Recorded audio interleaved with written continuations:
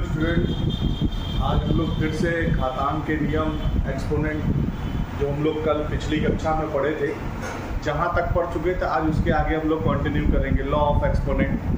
कल हमने ये कुछ 4 नियम के बारे में पढ़ा था, पहला, दूसरा, तीसरा, चौथा। ये कुछ 4 नियम थे जिसको हम लोगों ने कल पढ़ा था। आज उस 4 नियम के बाद जो और बचे हुए नियम हैं हम उसके बारे में पढ़ेंगे। आज ये कुछ बड़े नियम है, ये लिखा हुआ है, ये सामने दिया हुआ है, इसी नियम पे हम लोग आगे की तरफ पढ़ेंगे। तो आइए चलते हैं नेक्स्ट। तो चौथा नियम के बाद जो 5वां नियम है वो नियम है -1 का। अगर कहीं पर -1 दिखे और उसके ऊपर कोई n घात लगा हुआ तो उसका मान 2 चीज होता है, या तो 1 होगा और या तो -1 आएगा। अब कौन से कंडीशन में 1 आता है, कौन से कंडीशन में -1 आता है, उसी को हम लोग डिस्कस करते हैं। अगर यहाँ पर इफ n की जो वैल्यू है सम होगी, सम का मतलब होता है इवन नंबर।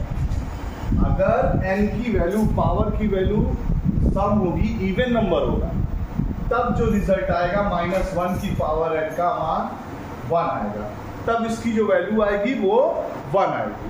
फॉर एग्जाम्पल, अगर यहाँ पर देखा जाए, एक एग्जाम्पल के थ्रू अगर हम लोग इसको समझते हैं, तो अगर एक एग्जाम्पल में देखते हैं -1 की पावर अगर 12 है तो क्या इसका रिजल्ट आएगा? ये जो 12 दिख रहा है आपको, ये जो 12 है, ये 12 क्या है? इवन नंबर है, मतलब सम संख्या है। सम संख्या के बारे में हम अपने पहले के क्लासेस में पढ़ चुके हैं, जो 2 से कंप्लीटली डिविजिबल होता है। तो ये 12 है, 12 इवन नंबर। अगर 12 सम संख्या है तो ये -1 की जो वैल्यू आएगी वो 1 आएगी। क्यों आएगी?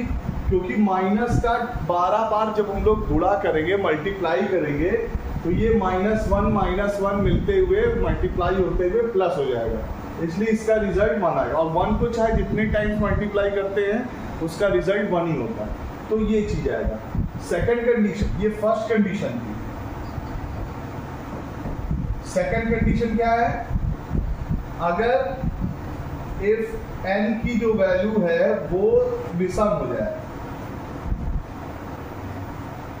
मतलब ऑड हो जाए, तब क्या हो जाएगा? तब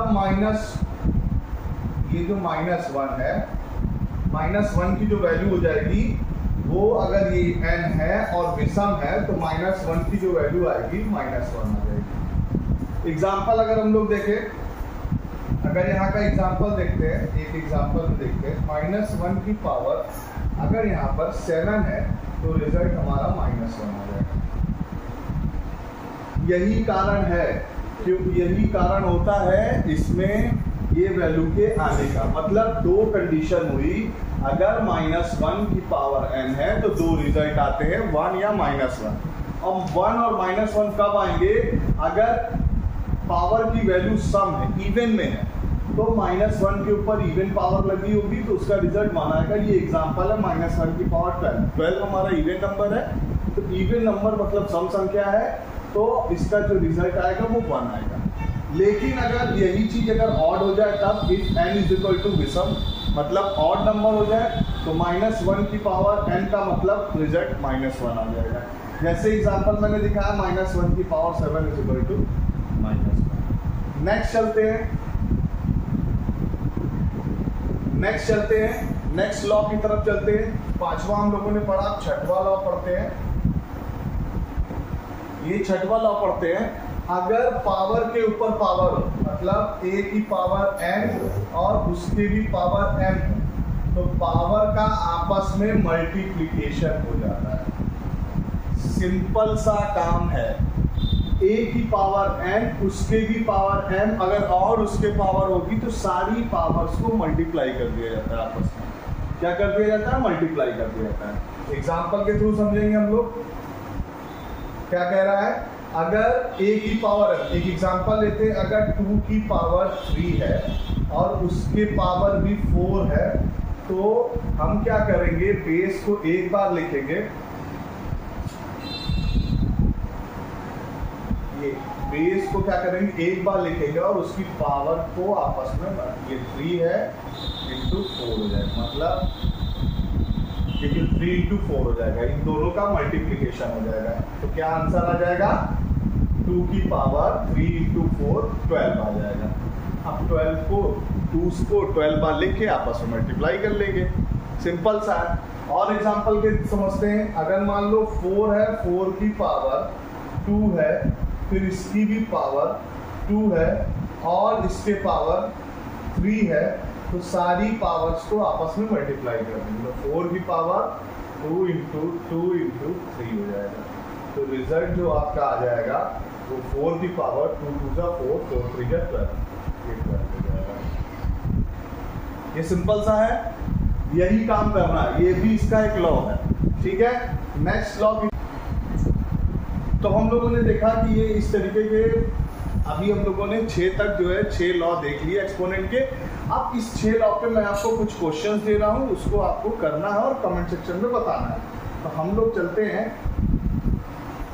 जैसे एग्जांपल अगर आपको दिया जाए, कुछ एग्जांपल्स क्वेश्चंस के दे रहा हूँ मैं, उसको आपको करना है। फॉर एग्जांपल अगर आपको दिया जाए कि अगर -1 की पावर 10 है तो उसका रिजल्ट क्या होगा।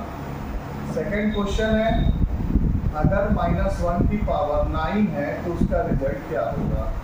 और क्वेश्चन है, अगर 5 की पावर 2 है, उसकी पावर 4 है और उसकी पावर 6 है, तो इसका फाइनल रिजल्ट क्या होगा। और एग्जांपल, अगर a की पावर b है इंटू अगर a की पावर यहाँ पर c है तो क्या होगा, इसका रिजल्ट निकाल के बताना है आपको। तो ये कुछ क्वेश्चंस आपको मैं दे के रख रहा हूँ, तो इसको आपको करना है और कमेंट सेक्शन में बताना है। अभी तक हम लोगों ने पहली कक्षा में हम लोगों ने 4 रूल्स पढ़े थे, फिर आज हम लोगों ने 2 से 3 रूल्स पढ़े हैं। तो अब नेक्स्ट कक्षा में बचे हुए जितने भी रूल्स हैं उसको कंप्लीट करेंगे और पूरे घातांक के नियम पर एक्सरसाइज करेंगे। तो वो एक्सरसाइज सेशन भी होगा और उस पर हम लोग जो बचे हुए नियम है उसको भी पढ़ेंगे। तो इसके लिए आप क्या करेंगे, इस क्वेश्चन को कमेंट सेक्शन में सॉल्व करके बताएंगे और जो भी डाउट हो आप कमेंट सेक्शन में पूछ सकते हैं। तो आज की कक्षा में पढ़ाए हुए जितने भी लॉ हैं और पिछली कक्षा में पढ़ाए हुए जितने भी लॉ हैं, आप उस पर क्वेश्चंस को सॉल्व करें, क्योंकि ज़्यादा से ज़्यादा क्वेश्चन को सॉल्व करने पर ही हमें कोई भी चीज़ क्लियर होती है। तो इस चीज़ को करने के लिए, क्लियर करने के लिए आपको क्या करना है, वो ज़्यादा से ज़्यादा क्वेश्चंस को सॉल्व करना है, ठीक है। तो ज़्यादा से ज़्यादा क्वेश्चन को सॉल्व करिएगा और कमेंट सेक्शन में बताइएगा कि आपको कहाँ पर कोई डाउट है या कोई चीज़ है तो आप उसको क्लियर कर सकते हैं। Thank you.